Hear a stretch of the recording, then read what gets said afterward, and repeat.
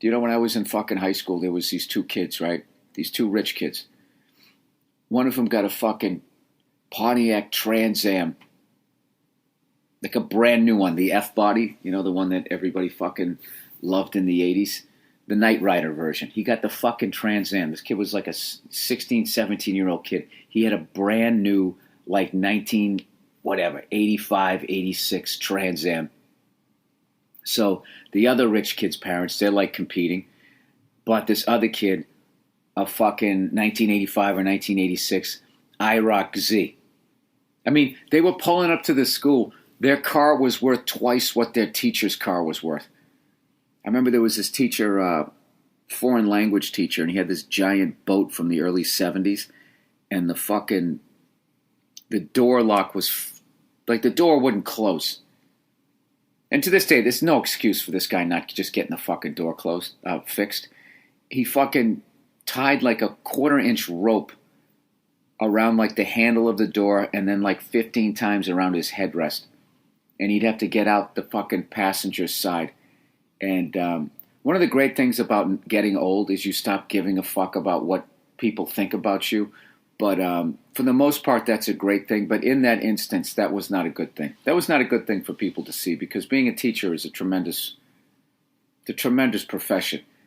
But you can't show up in a piss yellow fucking boat that you got the fucking door tied to the headrest. I mean, as much as you love something, you want to be able to support a fucking family. I always thought, looking back years later, that there might have been a half dozen people that were considering being a teacher, myself one of them. And once you saw that, you're like, yeah, you know what? I don't think I want to do that. I don't want to walk around with a dirty sport coat having to get out the passenger side of my fucking car because I can't even afford to get the goddamn door lock fixed. He drove like 3 of the 4 years I was in high school. This guy would pull up in that fucking car.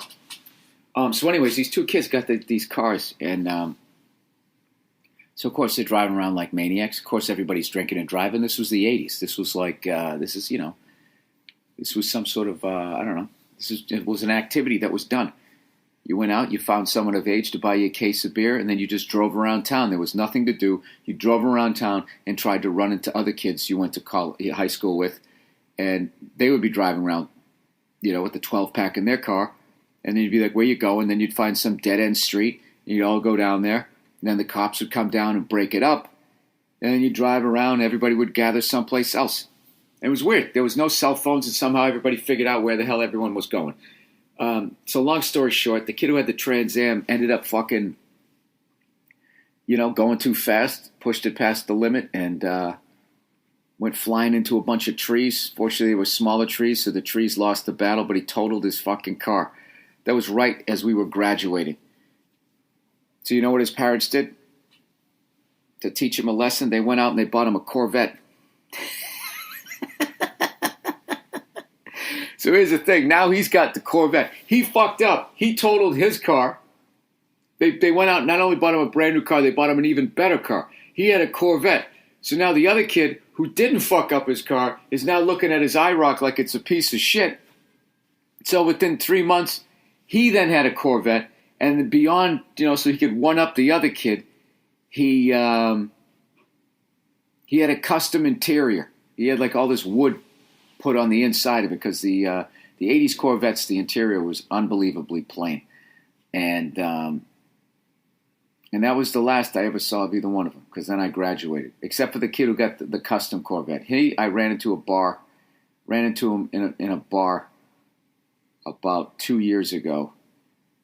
And he was hammered and proceeded to say some of the most racist shit I've ever heard in my life. And I just sort of slowly backed away like, all right, buddy, see you in another 30 years.